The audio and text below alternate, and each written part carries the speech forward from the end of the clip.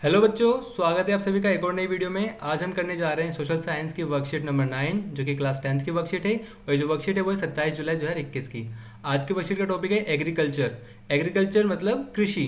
ठीक है, अब कृषि होती क्या है बेटा, एग्रीकल्चर क्या होता है वो हम जानेंगे। यहाँ पर क्या लिखा है, India is an agriculturally important country. यानी इंडिया क्या है, एग्रीकल्चरली काफ़ी इंपॉर्टेंट कंट्री है। यानी भारत एक कृषि प्रधान देश है। भारत के अंदर जो कृषि है या एग्रीकल्चर है वो इंडिया की जो ज़्यादातर पॉपुलेशन क्या है वो एग्रीकल्चर से जुड़ी हुई है कहीं ना किसी तरीके से। यहाँ लिखा है more than half of its population is engage in agricultural activities.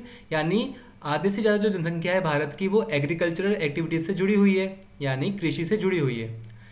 Agriculture is primary activity which produces most of the food that we consume. यानी एग्रीकल्चर एक प्राइमरी एक्टिविटी है, यानी जितना भी हम फूड जो हम कंज्यूम करते हैं, ठीक है, वो कहाँ से आ रहा है, वो एग्रीकल्चर के थ्रू ही आ रहा है, वो कृषि से ही आ रहा है। ठीक है, बिसाइड्स फूड ग्रेन, अब मतलब फूड ग्रेन को छोड़कर it also produces raw materials for various industries. अब याद रखना, एग्रीकल्चर का मतलब ये नहीं है कि सिर्फ आप दाल चावल ये उगा रहे हो, दाल चावल गेहूँ उगा रहे हो। इसके अलावा जितनी भी इंडस्ट्रीज होती है उसके लिए जो रॉ मटेरियल जो कच्चा माल होता है ना, वो भी एग्रीकल्चर से ही मिलता है।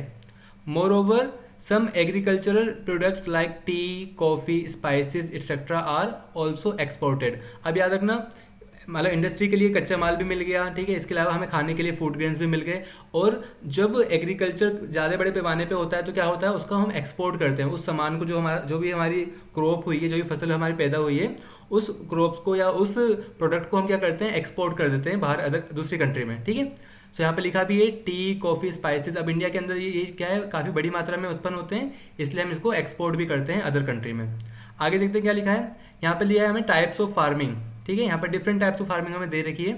पहले याद रखना, फर्स्ट आती है प्रिमिटिव सब्सिस्टेंस फार्मिंग। अब प्रिमिटिव का मतलब होता है बेटा पुरानी, ऐसी फार्मिंग जिसके अंदर पुरानी टेक्नोलॉजी का यूज़ करते हैं, यानी पुरानी तकनीक का, पुरानी जैसे मान लो दराती, हसिया, इन सब चीज़ों का यूज़ करते हैं ना, जो हल का यूज़ करते थे वो भी पुराने ज़माने से हम करते आ रहे हैं। सो प्रिमिटिव सब्सिस्टेंस फार्मिंग में क्या होता है, जब हम पुरानी चीज़ों का उपयोग करके किसानी करते हैं, खेती करते हैं, तो उसको बोलते हैं प्रिमिटिव सब्सिस्टेंस फार्मिंग।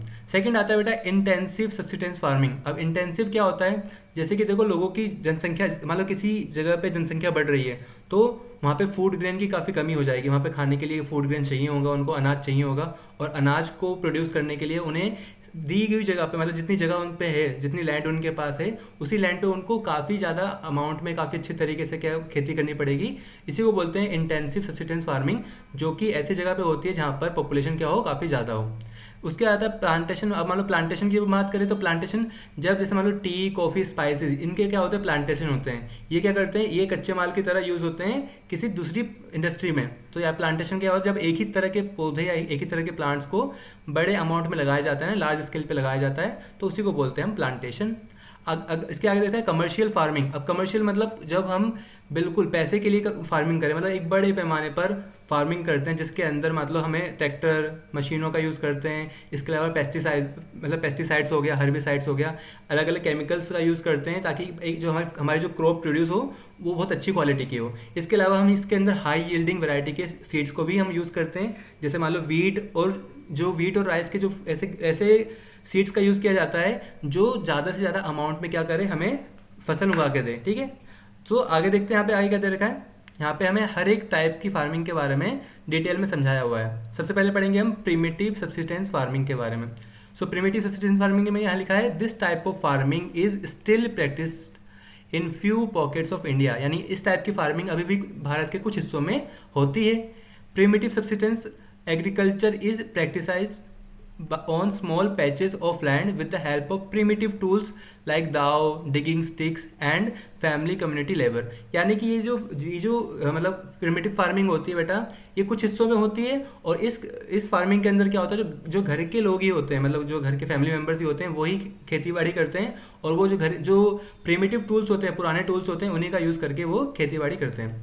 आगे लिखा है this type of farming depends upon monsoon. अब इस टाइप की जो फार्मिंग होती है वो मानसून पे डिपेंड करती है, नेचर पे डिपेंड करती है कि अगर बारिश होगी अच्छी तो अच्छी फसल होगी। ठीक है, मानसून पे डिपेंड करती है। इसके अलावा natural fertility of the soil and क्या है, suitability of the other environmental condition to the crop grown. याद रखना क्रॉप्स ग्रोन, जो भी फसल उगेगी वो डिपेंड करेगी मानसून पे। अगर बारिश टाइम पे हो गई, अच्छी बारिश होगी तो अच्छी फसल उगेगी, बारिश नहीं हो पाई तो फसल नहीं उगेगी।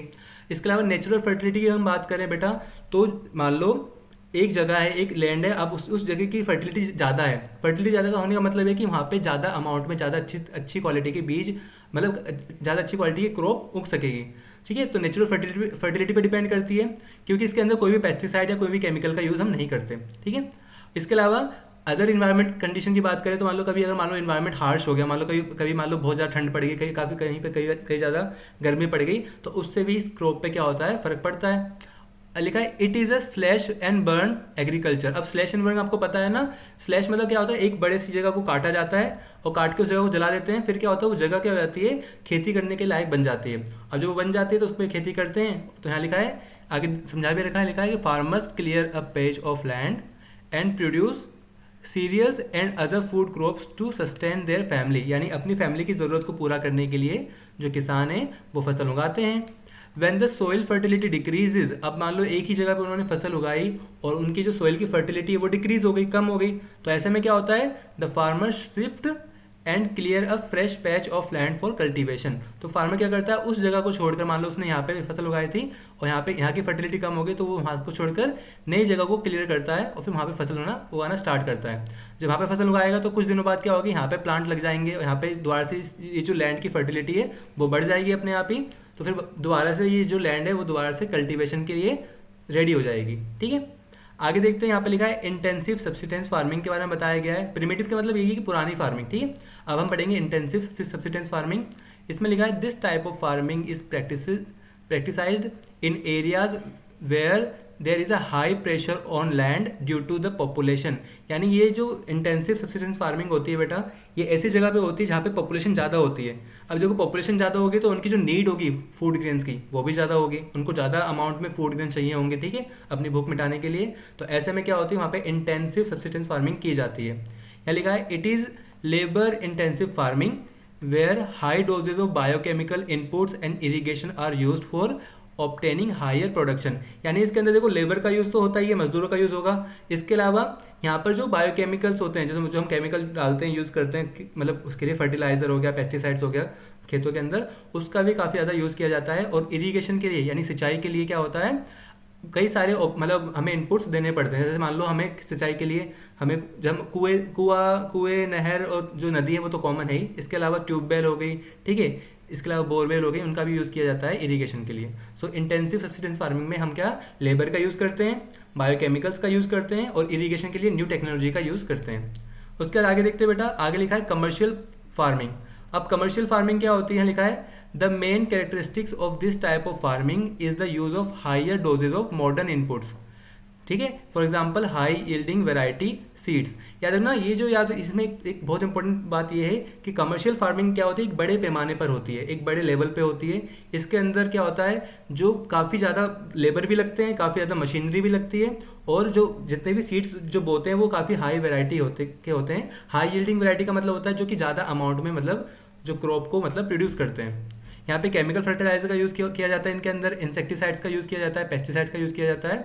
ठीक है, जिससे क्या होता है, जिनसे प्रोडक्टिविटी बढ़े, जिससे जो प्रोडक्शन हो रहा है क्रॉप का वो इंक्रीज हो। यहाँ लिखा है the degree of commercialisation of agriculture varies from one region to another. For example rice is a commercial crop in Haryana and Punjab, but in Orissa it is a subsistence crop. अब देखो अलग अलग राज्य है भारत के अंदर, तो हर एक राज्य में अलग अलग तरह की फसल उगाई जाती है। जैसे हम बात करते हैं हरियाणा और पंजाब की, हरियाणा और पंजाब के अंदर जो राइस उगता है बेटा, वो कमर्शियल लेवल पर उगता है, मतलब काफ़ी बड़े पैमाने पर उगता है, यानी वो मार्केट में बेचने के लिए उगाया जाता है।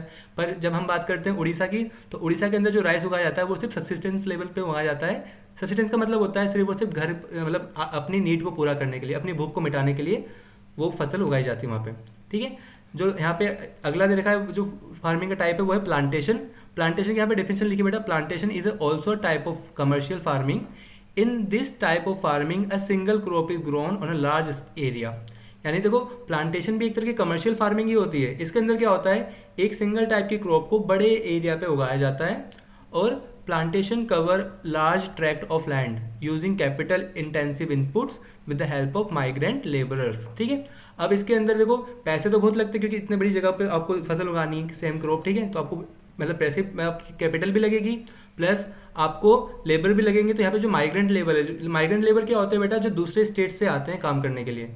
सो प्लांटेशन के अंदर क्या होता है, दूसरे स्टेट से आए हुए माइग्रेंट लेबर्स का यूज़ किया जाता है और काफ़ी ज़्यादा मतलब जो कैपिटल यानी पैसा तो लगता ही है, इसके अलावा नई टेक्नोलॉजी का यूज़ किया जाता है ताकि जो प्रोडक्शन हो वो काफ़ी अच्छे लेवल पे हो सके। यहाँ लिखा है all the produce is use as raw materials in respective industries. अब जो भी इसकी जो मतलब प्रोडक्शन होगा यहाँ पे प्लांटेशन से जो भी प्रोडक्ट मिलेगा उसका यूज़ करेंगे हम कहीं ना कहीं किसी इंडस्ट्री में। जैसे मान लो अगर आपने शुगर केन उगाया, गन्ना उगाया, तो गन्ना अगर आपने प्लांटेशन के थ्रू उगाया मतलब एक ही टाइप का प्लांट आपने काफ़ी बड़े एरिया पे उगाया है, तो गन्ने का यूज़ आप किस में करोगे, शुगर बनाने में, तो शुगर इंडस्ट्री में इसका यूज़ होगा। अगर आपने कॉटन उगाया है तो आप उसको क्या टेक्सटाइल इंडस्ट्री में यूज़ करोगे। तो अलग अलग जो रॉ मटेरियल्स हो गया अलग अलग इंडस्ट्री में यूज़ होगा। यहाँ लिखा है in India tea, coffee, rubber, sugarcane, banana etcetera are important plantation crop. यानी इंडिया के अंदर याद रखना tea, coffee, rubber, sugarcane, banana क्या है, ये क्या है, कुछ इंपॉर्टेंट प्लांटेशन क्रॉप्स के एग्जाम्पल है। आइए अब जरा हम इस वर्कशीट में जो क्वेश्चंस दे रखे हैं उनको फाइंड करते हैं, उनके आंसर फाइंड करते हैं। फर्स्ट क्वेश्चन में दे रखा है if you were a farmer then which type of farming you would like to do and why. याद रखना अगर आप किसान होते तो आप किस प्रकार की खेती करना चाहते और क्यों करना चाहते। या अब देखो इसमें आंसर ये हो सकता है कि हम प्रिमिटिव खेती करते हैं। अब प्रिमिटिव खेती में क्या होता है बेटा, औजारों का यूज़ करते हैं हम, बिल्कुल मतलब साधारण औजारों का यूज़ करते हैं। ठीक है, खाद का उपयोग करते हैं, तो जो लैंड होती है वो पॉल्यूट नहीं होती, ख़राब नहीं होती। पर प्रिमिटिव खेती करने के नुकसान ये है बेटा कि उसमें जो क्रॉप का प्रोडक्शन होता है ना वो ज़्यादा अमाउंट में नहीं होता। तो इसलिए हम क्या उसका यूज़ नहीं कर सकते। हम करेंगे इंटेंसिव सब्सिडेंस फार्मिंग, और यही फार्मिंग इंडिया के ज़्यादातर एरिया में की जाती है। क्यों?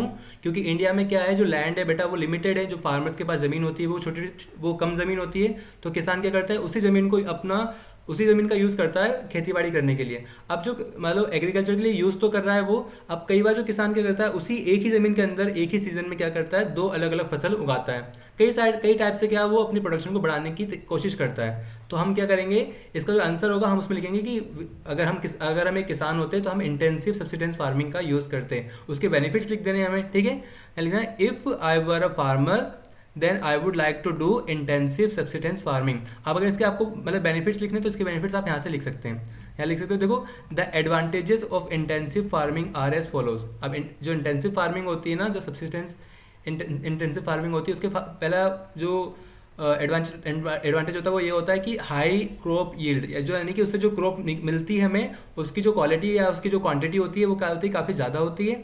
सेकेंड होता है farmers can easily monitor the land and protect life stocks. अब देखो अब छोटा जो किसान होता है उसके पास ज़मीन लिमिटेड होती है, तो वो ईजिली अपनी लैंड को देख सकता है कि भाई मेरी ज़मीन मतलब ज़मीन के अंदर कोई जानवर, कोई गाय बैल तो नहीं आ गया, ठीक है, फसल को खाने के लिए। तो ईजिली मॉनिटर कर सकता है अपनी लैंड को, और लैंड के अंदर जितने भी चेंजेस आते हैं ना, अगर मान लो लैंड के अंदर फर्टिलिटी कम हो रही है तो उसको भी क्या वो नोटिस कर सकता है और फिर उसके लिए उपाय देख सकता है वो। इसके बाद जो थर्ड है produce from these farms has driven the cost of vegetables, fruits and poultry products down. अब देखो जितनी महंगाई होती है, महंगाई कब बढ़ती है, जब अमाउंट घट जाता है, जब चीज़ें कम प्रोड्यूस होती है तो महंगाई अपने आप बढ़ जाती है। तो इंटेंसिव फार्मिंग का फ़ायदा ये होता है कि इसमें जो भी मतलब फार्मिंग होती है इससे महंगाई कम होती है। क्यों? क्योंकि इसमें क्या होता है, जो क्वांटिटी होती है काफ़ी ज़्यादा होती है, इसलिए जितने भी फ्रूट्स वेजिटेबल्स के जो दाम है और जो पोल्ट्री प्रोडक्ट के दाम है वो अपने आप क्या हो जाते हैं, कम हो जाते हैं। फोर्थ लिखा है farming is more economical due to the smaller spaces needed. अब देखो क्योंकि इंटेंसिव फार्मिंग के लिए हमें बहुत कम जगह की मतलब जितने मान लो 2 एकड़ 3 एकड़ खेत की ज़रूरत होती है, तो छोटे छोटे खेत में भी काफ़ी अच्छे तरीके से मतलब इंटेंसिव फार्मिंग हो जाती है। फिफ्थ लिखा है EPA, ठीक है, इन्वायरमेंटल EPA जो होता है बेटा इन्वायरमेंट प्रोटेक्शन एजेंसी होती है, और उसके कुछ रेगुलेशंस होते हैं, उसके कुछ रूल्स होते हैं, वो क्या इंटेंसिव फार्मिंग पे लागू होते हैं। यानी कि ताकि इन्वायरमेंट को क्या हो, लॉस ना हो, इन्वायरमेंट हमारा ज़्यादा खराब ना हो, इसलिए EPA क्या करता है, मॉनिटर करता है, वो देखता रहता है कि कहीं पे इंटेंसिव फार्मिंग कहीं ज़्यादा तो नहीं हो रही है, मतलब जो लैंड है वो ज़्यादा पॉल्यूट तो नहीं हो रही है। उसके बाद देखा है फिफ्थ है ability to meet the ever increasing demand of food supplies. ये बहुत इंपॉर्टेंट टॉपिक है। क्यों? बहुत इंपॉर्टेंट पॉइंट भी है। क्यों? क्योंकि देखो हमारी जो डिमांड है फूड की वो दिन प्रतिदिन बढ़ती जा रही है, तो उस जो फूड सप्लाई की जो डिमांड है उसको कंप्लीट करने के लिए, ठीक है, उसको फुलफिल करने के लिए क्या करता है ये जो इंटेंसिव फार्मिंग का हम यूज़ करते हैं। आगे देखते हैं बेटा, इसके बाद नेक्स्ट क्वेश्चन दे रखा है, क्वेश्चन नंबर 2 लिखा है यहाँ पे, right a short note on intensive subsistence farming, यानी हमें इंटेंसिव सब्सिस्टेंस फार्मिंग पे शॉर्ट नोट लिखना है। देखो हमें यही क्यों दे रखा है, क्योंकि देखो इंडिया के अंदर इंटेंसिव फार्मिंग ही सबसे ज़्यादा की जाती है, इसलिए इसी पे शॉर्ट नोट लिखना है। तो इसका आंसर देखो किस तरीके से लिख सकते हैं, इसका आंसर आप यहाँ से लिख सकते हो, देखिए यहाँ से लेके यहाँ तक लिख सकते हो, इंटेंसिव सब्सिस्टेंस फार्मिंग से लेके पूरा ये पूरा लिखने, अगर आप चाहो तो पूरा शॉर्ट नोट लिख दो, और अगर आपको पूरा नहीं लिखना है तो आप यहाँ से लेके यहाँ तक लिख सकते हो, ठीक है, ड्यूरिंग अ ईयर तक यहाँ तक, और फिर लास्ट की लाइन लिख देना, crops such as rice, wheat, maize, pulses and oil seeds are used in this type of farming, ठीक है। सो इतना भी लिख सकते हो। आपको ये बीच वाला पार्ट अगर नहीं लिखना शॉर्ट नोट पे तो भले मत लिखो, पर ये ऊपर वाला पार्ट और ये नीचे वाला जो एक लाइन है ये बहुत इंपॉर्टेंट है, आपको ये लिखना ही लिखना है, ठीक है। सो इंटेंसिव जो सब्सिस्टेंस फार्मिंग पे जो नोट शॉर्ट नोट है वो आप यहाँ से देख के ईजिली लिख सकते हो, ठीक है। आगे बढ़ते हैं बेटा, क्वेश्चन नंबर जो 3 है वो यहाँ पे बोल रहा है कि differentiate between commercial farming and intensive subsistence farming, यानी कि देखो कमर्शियल फार्मिंग की बात करिए और इंटेंसिव सब्सिस्टेंस फार्मिंग की, इन दोनों में हमें अंतर बताना है, डिफरेंस बताना है। अब डिफरेंस हमें पता है, कमर्शियल फार्मिंग क्या होती है, बड़े लेवल पे होती है, इसके लिए काफ़ी बड़ी जगह की जरूरत होती है, और इंटेंसिव फार्मिंग क्या है, छोटी जगह में भी हो जाती है और कम पैसे लगते हैं। कमर्शियल फार्मिंग में क्या होता है, कैपिटल यानी पैसा ज़्यादा लगता है। इसका आंसर आप यहाँ से लिख सकते हो, देखो यहाँ पे दोनों लिखे हैं, ऊपर लिखा है इंटेंसिव सब्सिस्टेंस फार्मिंग, यहाँ लिखा है कमर्शियल फार्मिंग, और दोनों के बीच में क्या दे रखा है, डिफरेंसेस, ठीक है। और ये डिफरेंसेस आप लिख सकते हो, पहला, दूसरा, तीसरा, चौथा, 4 डिफरेंस ये रहे। आप चारों के 4 डिफरेंसेस को कॉपी में ध्यान से नोट डाउन कर भी लेना और इसको लर्न भी कर लेना, ठीक है, ये काफ़ी इंपॉर्टेंट भी है आपके लिए, तो इसको याद भी कर लेना। तो इस तरीके से आपकी जो वर्कशीट थी बेटा, एसएसटी की वाली वर्कशीट है वो कंप्लीट होती है। आई होप आपको वीडियो पसंद आई होगी, और अगर वीडियो पसंद आई तो प्लीज़ वीडियो को लाइक करना, और सारी वर्कशीट के सॉल्यूशन पहले पाने के लिए चैनल को सब्सक्राइब कर लेना। मिलते हैं अगली वीडियो में, तब तक के लिए stay safe and keep learning.